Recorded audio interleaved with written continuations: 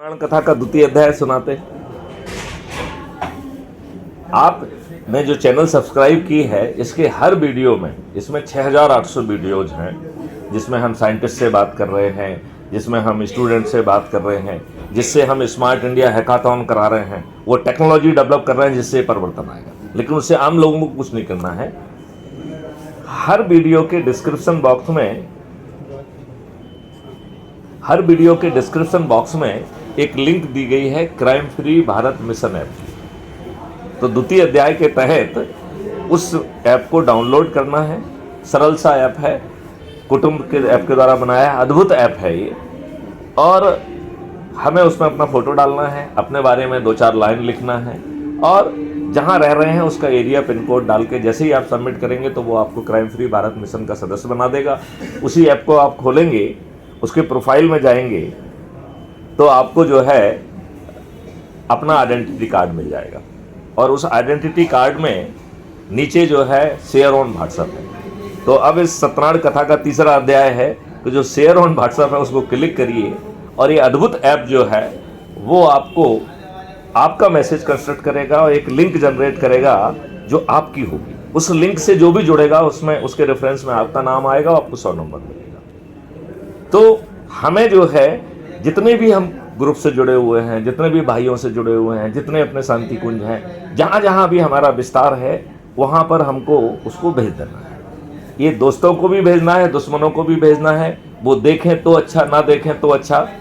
इसके साथ ही जो है सत्यनारायण कथा का जो है तृतीय अध्याय समाप्त। अब सत्यनारायण कथा का चतुर्थ अध्याय है कि आपको 10 लोगों की सूची बनाना है,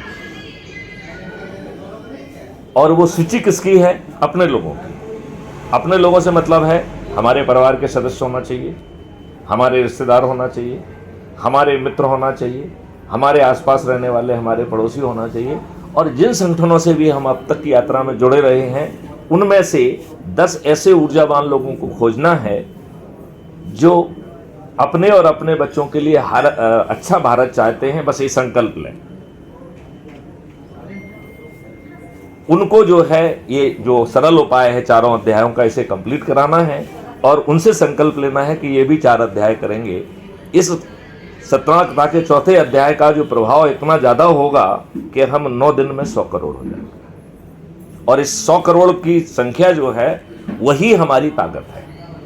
फिर ये 100 करोड़ लोग छत पर चढ़ेंगे, थाली बजाएंगे और दीपक जलाएंगे, और आज के नेताओं से कहेंगे कि जो हुआ हुआ, अब हमको अच्छा भारत दे दीजिए। हमारे मैथिली शरण गुप्त ने टेक्नोलॉजी बनाई हुई है, मॉडल्स बनाए हुए हैं, और जैसे ये हमें तकलीफ नहीं दे रहे हैं, नेताजी आपको भी तकलीफ नहीं देंगे। इन्होंने आपसे भी 2 उपाय दिए हैं। तो सत्यनारायण के 2 अध्याय जो है वो नेताओं को समर्पित कर देते हैं। अध्याय 6वां और अध्याय 5वां और अध्याय 6वां। तो अध्याय 5वां क्या है कि आप एक वो बना दीजिए, अथॉरिटी कह दीजिए, या एक national adviser for crime free Bharat 21 महालक्ष्य और 5 फंडामेंटल राइट के लिए बना दीजिए। और चूंकि कॉन्सेप्ट मैथिली शरण गुप्त का है तो मैथिली शरण गुप्त को जो है ना वहाँ पे भेज दीजिए, और उन्हें शक्ति दे दीजिए कि भारत में जितने लोगों में, चाहे वो गायत्री परिवार से हो, कहीं से भी हों, जिन्होंने अपना जीवन समर्पित कर दिया है इन 21 लक्ष्यों में, उन ऐसी विभूतियों को खोजकर टास्क फोर्स का हिस्सा बनाए, और जो ऑलरेडी डेवलप्ड मॉडल हैं, जो ऑलरेडी डेवलप्ड टेक्नोलॉजी है, उसको इन भागीरथी लोगों से जिन्होंने अपनी जीवन समर्पित कर दिया है उसके प्रभाव से उसे थोड़ा सा परिष्कृत करके फिर इन्हीं राजनेताओं से पार्लियामेंट में पास कराकर आपका इकोसिस्टम बदल जाएगा।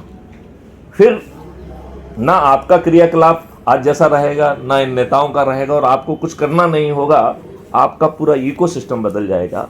देखिए, जब हम सामान्य क्लास में चलते हैं, जब हम जनरल क्लास में चलते हैं तो हमारा व्यवहार अलग होता है, हम वही हैं। हम स्लीपर क्लास में चलते हैं तो हमारा व्यवहार थोड़ा सा अलग हो जाता है। हम यदि AC 3 में चलते हैं तो हमारा व्यवहार थोड़ा सा और अलग हो जाता है। AC 2 में चलते हैं तो और अलग हो जाता है। AC फर्स्ट में चलते हैं तो और अलग हो जाता है। और यदि हम जो है हवाई जहाज से चलते हैं तो यार थोड़ा सा व्यवहार और बदल जाता है, और यदि हम विदेश में चले जाते हैं तो और व्यवहार बदल जाता है। प्राणी वही है, तो क्या बदल रहा है? उसका इकोसिस्टम। हम नियम कानून और टेक्नोलॉजी से आपका इकोसिस्टम बदल देंगे, आपका कोई नेगेटिव आचरण आप करें ये संभव ही नहीं होगा। और हम तो कह रहे हैं, आप तो आचरण की बात कर रहे हैं, हम तो कह रहे हैं आप नेगेटिव सोच नहीं पाएंगे, क्योंकि आपका इकोसिस्टम बदल जाएगा। जब आपको सब कुछ ही मिल गया है, जब आपको रोजगार मिल गया है, स्वास्थ्य मिल गया है, भोजन मिल गया है, शिक्षा मिल गई है और प्रॉस्पेरिटी और खुशहाली मिल गई है, तो आपके अंदर नेगेटिव थॉट क्यों आना चाहिए?